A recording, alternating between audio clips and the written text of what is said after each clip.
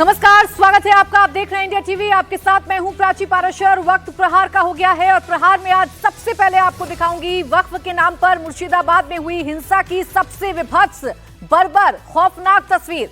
मुर्शिदाबाद में जिस तरह से दंगाइयों ने हिंदुओं को टारगेट किया, पिता पुत्र को घर से निकालकर बेरहमी से कत्ल किया, उसका दिल दहला देने वाला वीडियो सामने आया है। मुर्शिदाबाद की हिंसा में मारे गए हरगोविंद दास और उनके बेटे चंदन दास की पहली तस्वीर सामने आई है।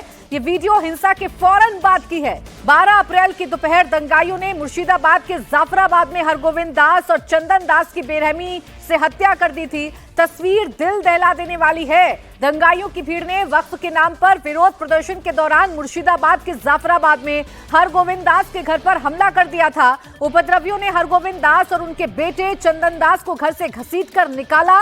दंगाइयों के पास ही धारदार हथियार से आपको बता दें कि हरगोविंद दास और चंदन दास की बेरहमी से हत्या कर दी गई थी और अब इस खौफनाक वारदात के फौरन बाद की तस्वीर सामने आई है। तस्वीर इतनी विभत्स है या तस्वीर इतनी खौफनाक है कि हम इस तस्वीर को बिना ब्लर किए आपको दिखा नहीं सकते हैं। इतनी दिल दहला देने वाली ये तस्वीर है। बेरहमी कैसी की गई, कैसे खौफनाक मंजर जाफराबाद में उस वक्त रहा होगा जब इन दोनों बाप बेटों को घर से निकालकर धारदार हथियार से हमला किया गया। खून ही खून चारों तरफ नजर आ रहा है। इन दोनों बाप बेटों को निशाना बनाया गया। दंगाइयों ने इनकी हत्या कर दी। हालांकि दोनों आरोपियों को बंगाल पुलिस ने पकड़ जरूर लिया है, लेकिन मुर्शिदाबाद के कई ऐसे दाग हैं या मुर्शिदाबाद की कई ऐसी तस्वीरें हैं जो दिल को दहला देने वाली हैं। खून में लथपथ पिता पुत्र की तस्वीर देखकर आप भी जाहिर बात है कि सहम जाएंगे। मुर्शिदाबाद में जिस तरह से दंगाइयों ने हिंदुओं पर टारगेट अटैक किया वो पूरा देश देख रहा है। ममता सरकार पर सवाल उठ रहा है। 12 अप्रैल को जिस बेरहमी के साथ दंगाइयों ने हरगोविंद दास और चंदन दास का मर्डर किया वो रोंगटे खड़े करने वाला है। यह तस्वीर अटैक के फौरन बाद की है। चंदन दास बुरी तरह से घायल, खून से लथपथ सड़क किनारे पड़े हैं, जबकि थोड़ी ही देर पर उनके पिता हरगोविंद दास की डेड बॉडी पड़ी है। तस्वीरें इतनी विभत्स हैं कि यह तस्वीर बिना ब्लर किए मैं आपको दिखा नहीं सकती हूं। पुलिस ने इस मामले में अब तक 4 लोगों को अरेस्ट किया है। वारदात का मास्टरमाइंड भी अरेस्ट हो चुका है, लेकिन सवाल यह है कि आखिर दंगाइयों की इतनी हिम्मत कैसे हो गई कि उन्होंने इस खौफनाक वारदात को अंजाम दे दिया। घर में घुसे, चंदन दास और उनके पिता को बाहर खींचकर निकाला और उनकी बेरहमी से सरेराह हत्या कर दी गई। सवाल यही है कि क्या बंगाल में कानून व्यवस्था का कोई खौफ इन उपद्रवियों के अंदर नहीं था जो इस तरीके की वारदात को अंजाम दिया। जिस चंदन दास को भीड़ ने पीट पीट कर मार डाला, उनका एक बेटा है जिसकी उम्र 13 साल है। अब जरा सोचिए उस बच्चे का अब क्या होगा। हरगोविंद और चंदन दास के परिवार को ममता सरकार ने मुआवजा देने की कोशिश भी की थी, लेकिन उन्होंने लेने से मना कर दिया। दास फैमिली इंसाफ मांग रही है, दोषियों को कड़ी से कड़ी सजा देने की मांग कर रही है। पीड़ित परिवार से मिलने अब तक हर पार्टी का नेता पहुंच चुका है। आज पश्चिम बंगाल के बीजेपी प्रदेश अध्यक्ष सुकांत मजूमदार भी दास परिवार से मिलने मुर्शिदाबाद पहुंच रहे हैं। हिंदू परिवार के घर में घुसकर पहले 12 अप्रैल को दोपहर दंगाइयों की भीड़ ने जबरन उन्हें घर से निकाला, धारदार हथियार से हमला किया गया और उसके बाद की तस्वीरें ऐसी हैं जो खौफनाक हैं। खौफनाक मंजर जिसे आपको स्पष्ट दिखाया भी नहीं जा सकता। बिना ब्लर किए तस्वीरें शायद आप देख नहीं पाएंगे। ऐसा खौफनाक मंजर मौकाए वारदात पर था। मुर्शिदाबाद में हिंदू पिता पुत्र की हत्या के मामले में पुलिस ने अब तक 4 आरोपियों को अरेस्ट किया है। जियाउल शेख नाम का शख्स मर्डर का मास्टरमाइंड बताया जा रहा है। कल पुलिस ने उसे भी गिरफ्तार कर लिया।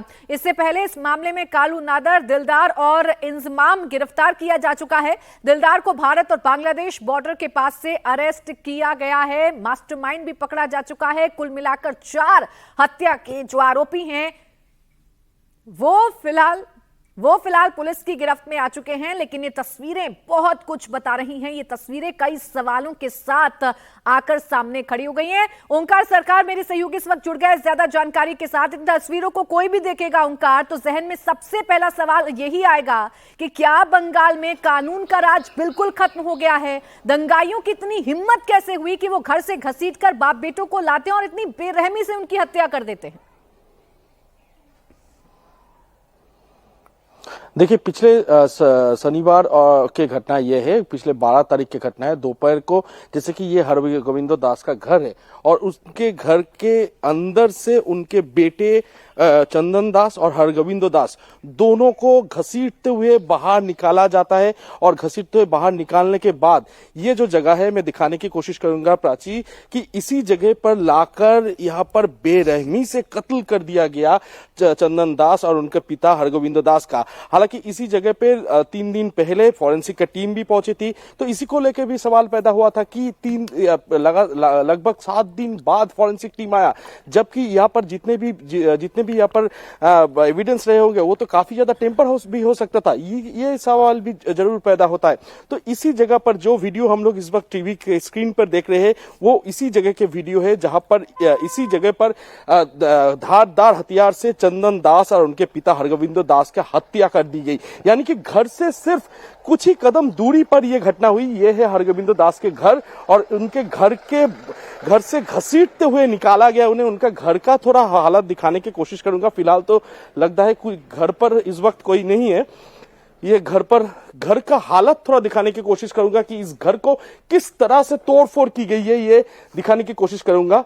ये घर का जो मेन दरवाजा है, ये दरवाजा पूरी तरह से टूटी हुई है और इनके अंदर से उनका हरगोविंदो दास, जिनका उम्र लगभग 70 साल से ज्यादा है, उनका बेटा चंदन दास जिसका उम्र 40 साल से ज्यादा है, उनको घसीटते हुए निकाला गया दंगाई द्वारा और निकालते हुए इसी घर से कुछ ही मीटर दूर पर उनका हत्या कर दी गई। हालांकि इस घटना में अभी तक 4 लोगों की गिरफ्तारी हो चुकी है, जिसमें से दिलदार नादाब और उनके भाई कालू नादाब, इसके अलावा इंजमाम उल हक और इसके साथ साथ परसों देर रात तक और एक शख्स को गिरफ्तार किया गया है जिसका नाम जियाउल हक है। और जहां तक पुलिस का कहना है कि ये जियाउल हक ही सबसे बड़ा मास्टरमाइंड था इस मर्डर के पीछे। लेकिन इस मर्डर के पीछे क्या है उनका मोटिव, यही जानने की कोशिश फिलहाल एसआईटी के द्वारा किया जा रहा है। इसके अलावा और भी कई लोगों को इस पूरी घटना में डिटेन किया जा चुका है और डिटेन करने के बाद उनसे पूछताछ किया जा रहा है।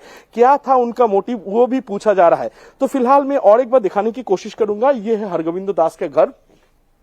अभी इस वक्त तो घर पे कोई नहीं है, लेकिन ये घर पूरा दरवाजा जो है, पूरा दरवाजा टूटा हुआ पड़ा हुआ है और इसी घर के अंदर से पिता और पुत्र दोनों को बाहर निकाला जाता है दंगाई द्वारा। और बाहर निकालने के बाद इस घर से मैं यहां से पैदल चल के दिखाने की कोशिश करूंगा। कुछ ही मीटर दूर इस जगह पर लाया जाता है पिता और पुत्र को और यहीं पर हत्या कर दी जाती है। जो टीवी स्क्रीन पर हम लोग इस वक्त विजुअल देख पा रहे हैं वो यही जगह है जहां पर हरगोविंदो दास और उनके बेटे चंदन दास को बेरहमी से कत्ल कर दिया जाता है धारदार हथियार से। तो कहीं ना कहीं तो ये सवाल जरूर पैदा होता है कि क्या प्रशासन क्या कर रहा था। हालांकि उनके घर से लगातार ये बोला जा रहा था कि 4 घंटे तक पुलिस को फोन करते रहे, लेकिन कोई पुलिस प्रशासन के कोई भी मौके पर नहीं पहुंचा।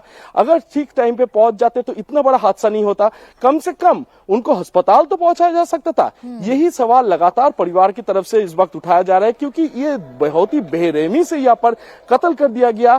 तो इनके पीछे जो भी मोटिव हो, लेकिन ये पूरी घटना तो प्रशासन की तरफ उंगली उठाते ही है कि प्रशासन उस वक्त ठीक कहा था। प्राची, बिल्कुल ओंकार, ये फेल्योर है, ये लापरवाही है और इस लापरवाही और इस फेल्योर ने 2 लोगों की जान ले ली। अभी अगर पीड़ित परिवार की बात करें ओंकार, तो सरकार की तरफ से क्या पीड़ित परिवार से कोई बातचीत करने की कोशिश की गई?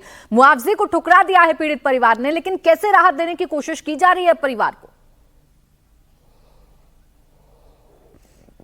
देखिए, परिवार तो इस वक्त बहुत ही चिंता में है, क्योंकि यहाँ पर परिवार के लोग फिलहाल तो नहीं है और परिवार को मुआवजा भी दिया जाने की कोशिश किया गया था सरकार की तरफ से। हालांकि उनके जो पत्नी है उन्होंने इनकार कर दिया कि उनको मुआवजा नहीं चाहिए, उनको सिर्फ और सिर्फ इलाके में शांति चाहिए। और इस घटने के पीछे यानी कि उन पारुल दास के जो हस्बैंड है यानी कि हरगोविंदो दास और उनके बेटे चंदन दास को जो लोग हत्या की है, उनको जल्द से जल्द कड़ी से कड़ी सजा मिले, यही मांग लगातार घर से कुछ ही मीटर की दूरी पर घर के 2 लोगों की हत्या हो जाए, नृशंस हत्या हो जाए, बेरहमी से उपद्रवी उन्हें धारदार हथियार से काट डालें, तो पीड़ित परिवार पर क्या गुजर रही होगी ओंकार, ये सोचना मुश्किल नहीं है। शुक्रिया आपका हमारे साथ जुड़ने के लिए, तमाम जानकारी हमें देने के लिए। तो एक तरफ हिंसा के दिल दहला देने वाले वीडियो सामने आ रहे हैं, तो दूसरी तरफ आज मुर्शिदाबाद हिंसा को लेकर कुछ ही देर में सुप्रीम कोर्ट में भी सुनवाई शुरू होगी। पश्चिम बंगाल के मुर्शिदाबाद में हुई हिंसा की एसआईटी जांच की मांग को लेकर आज सुप्रीम कोर्ट सुनवाई करेगा। याचिका एडवोकेट शशांक शेखर झा ने दायर की है, जिसमें मांग की गई है कि हिंसा की जांच सुप्रीम कोर्ट की निगरानी में की जाए। केंद्रीय मंत्री सुकान मजूमदार आज हिंसा के पीड़ित परिवारों से मिलने मुर्शिदाबाद जा रहे हैं। इधर बीजेपी नेता शुवेंदु अधिकारी ने बंगाल में हिंदुओं पर हो रहे हमले की एनआईए जांच की मांग कर दी है।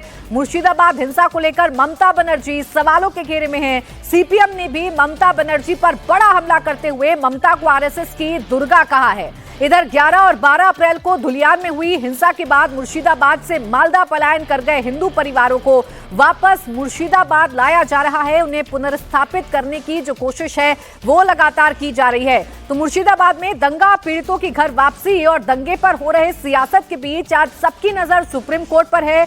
आज ये तय होना है कि दंगे की जांच के लिए सुप्रीम कोर्ट की निगरानी में एसआईटी का गठन होगा या नहीं। सुप्रीम कोर्ट के वकील शशांक शेखर झा द्वारा दायर याचिका में राज्य की कानून व्यवस्था पर सवाल उठाए गए हैं। सुप्रीम कोर्ट के रिटायर्ड जज की अध्यक्षता में 5 सदस्यों वाले न्यायिक जांच आयोग के गठन की मांग भी की गई है। मामला जस्टिस सूर्यकांत और जस्टिस एनके सिंह की बेंच में लिस्टेड है। और आज सुप्रीम कोर्ट क्या कहेगा या सुप्रीम कोर्ट किस तरीके से इस मामले को देखता है, इस पर सभी की निगाहें टिकी हुई हैं, क्योंकि मुर्शिदाबाद हो, जाफराबाद हो, धुलियान हो, चाहे घोषपाड़ा हो, हर जगह डर का माहौल जो है वो कायम है। मुर्शिदाबाद में अब पलायन करने वाले लोगों को वापस लाने की कोशिश की जा रही है। हिंसा के बाद मालदा भागे हिंदुओं की नाव वापस मुर्शिदाबाद के किनारे पहुंच रही है। मालदा के रिलीफ कैंप से शरणार्थी अपने घर लौट रहे हैं, लेकिन अब भी उनके मन में बीते हफ्ते हुए हिंसा का भय कायम है। मालदा से लौटे कुछ पीड़ित परिवारों का आरोप है कि उन्हें जबरन मुर्शिदाबाद वापस भेजा जा रहा है। उन्हें डर है कि उनकी नाव तो किनारे पर आ चुकी है, लेकिन यहां से उतरकर अब वो कहां जाएंगे। मालदा से लौटी चिंतामणि के घर में ना तो अनाज बचा है और ना ही पैसे बचे हैं। दंगाइयों ने इनके घरों में जमकर लूटपाट की है। मुर्शिदाबाद से बेघर हुए लोग फिर से वापस आ रहे हैं मुर्शिदाबाद में, और जैसे कि देखा जा रहा है इस नाव के सहायता से सभी लोगों को धीरे धीरे वापस अपने घर पे लाया जा रहा है। इसके अलावा जितने भी लोग एक एक करके यहाँ पर लाया गया है, पुलिस की सहायता से उनको सभी को घर वापस जाने के लिए सभी व्यवस्था यहाँ पर सरकार की तरफ से की गई है। और जैसे कि देखा जा रहा है यहाँ से महिला, इसके साथ साथ बच्चे जितने भी है वो सभी वापस अपने घर के लिए आ रहे हैं, क्योंकि पिछले 11 और 12 तारीख को लगातार हिंसा मुर्शिदाबाद के अलग अलग हिस्सों में हुआ था, और उसके बाद बेघर हुए लोग सीधा पहुंच गए थे मालदा डिस्ट्रिक्ट पर, और मालदा डिस्ट्रिक्ट के पारलालपुर हाई स्कूल पर रुके हुए थे। तो जैसे कि देखा जा रहा है धीरे धीरे जितने भी लोग मुर्शिदाबाद से बेघर हो गए थे उन्हें वापस अपने घर पर लाया जा रहा है पुलिस की मदद के साथ। तो एक तरफ लोग अपने घरों में वापस लौट रहे हैं, लेकिन डर का माहौल अभी भी कायम है। तो दूसरी तरफ टीएमसी का दावा कुछ अलग है। टीएमसी कह रही है कि मुर्शिदाबाद में अब सिचुएशन कंट्रोल में है और जिन लोगों ने अपना घर छोड़ा था उन सबको घर वापस लाया जा रहा है।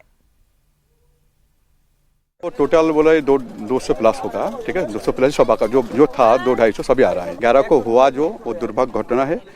जो यहाँ का जो आम आदमी का जो नेचर है ये पीसफुल आदमी है, सब एक साथ मिलजुल के रहता है। मैं हम लोग कोशिश कर रहा हूँ, जो सिचुएशन हुआ कॉन्फिडेंस बिल्डिंग की कोशिश कर रहा हूँ। जो लग रहा है वो सब सिचुएशन 1-2 दिन में नॉर्मलाइज हो जाएगा। पलायन करने वाले लोग लौट तो रहे हैं, लेकिन वो अभी भी डरे हुए हैं। उसकी वजह क्या है, इन तस्वीरों को देखकर समझा जा सकता है। ये मुर्शिदाबाद के धुलियान में एक टीचर के घर की तस्वीरें हैं।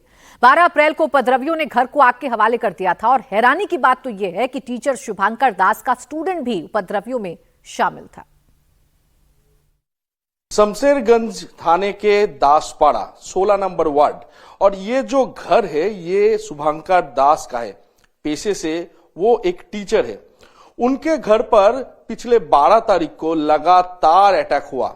एक बार दो बार नहीं, लगातार 3 से 4 बार अटैक हुआ, और पूरी मॉब, लगभग एक मॉब 400 से 500 लोग आए और उनको घर पर तोड़फोड़ की और पेट्रोल जलाकर पूरा घर को एकदम तहस नहस कर दिया है।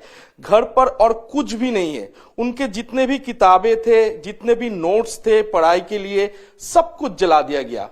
शुभंकर दास हमारे साथ है, उनसे बात करेंगे। शुभंकर जी, उस दिन क्या हुआ था? उस दिन सुबह 8:30 से लेकर 1:30 बजे तक मेरे घर में 4-5 बार अटैक हुआ था। उस अटैक में जो लोग है उसमें से एक मेरा स्टूडेंट भी था। मैं क्या बोलूं उसके लिए, तो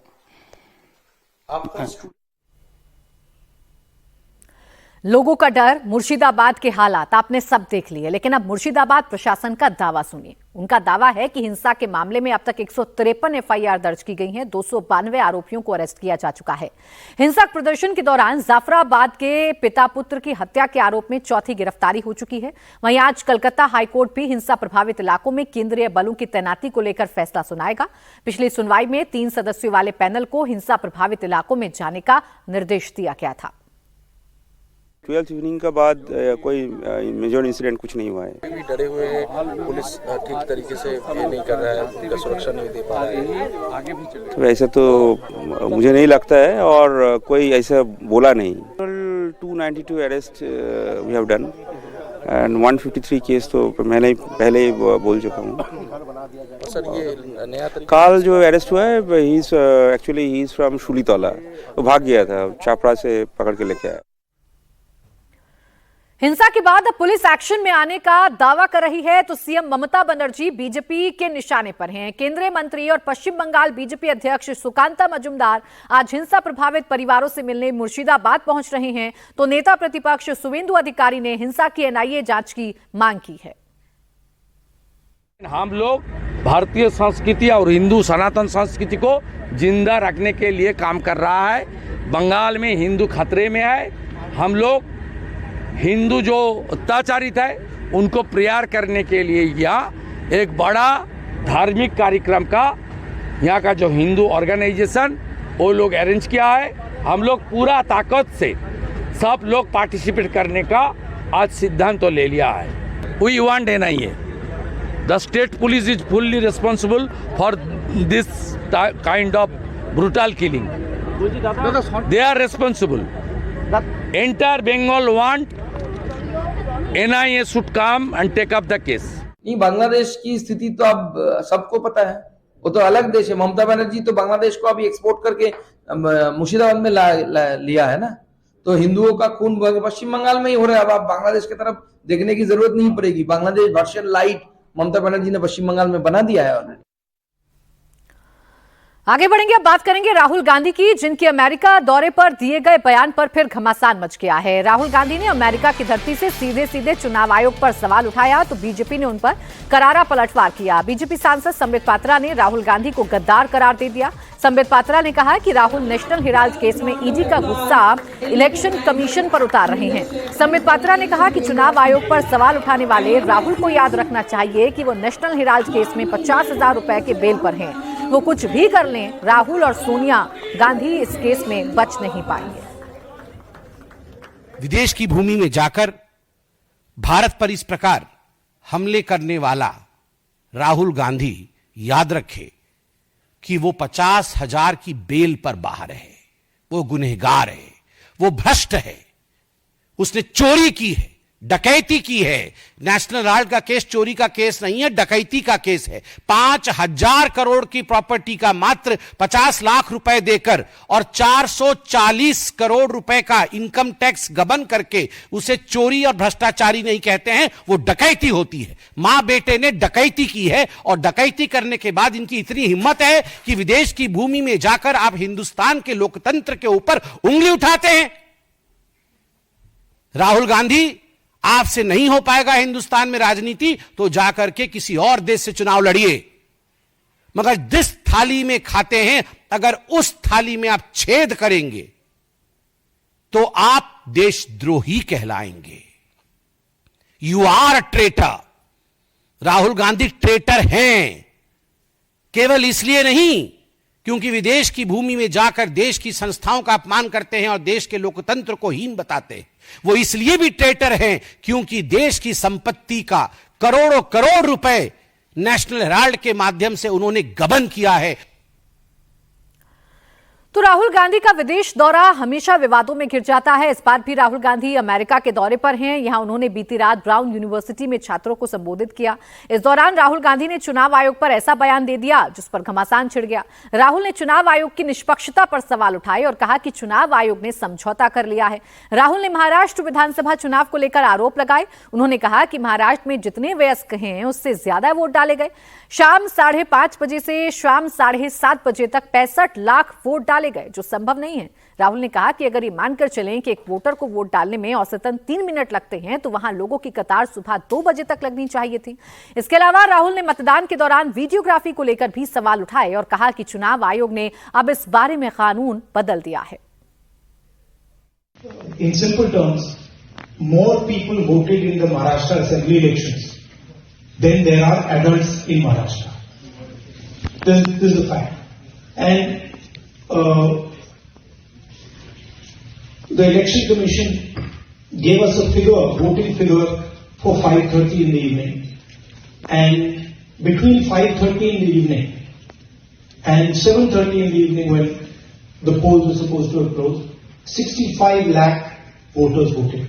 Now, that is physically impossible to happen, right? Because for a voter to vote, it takes approximately 3 minutes. And if you do the math, it would mean that there were lines of voters till 2 o'clock at night voting all night, and this didn't happen. So we asked them that, look, you have videography taking place. That if we ask, they not only refused to give us the videography, they changed the law so that now you're not allowed to ask for the videography. So it's very clear to us that the Election Commission is compromised. It's very clear that there is something very wrong with the system. We've said it. We've said it publicly. I've said it multiple times. I've said it in press conferences.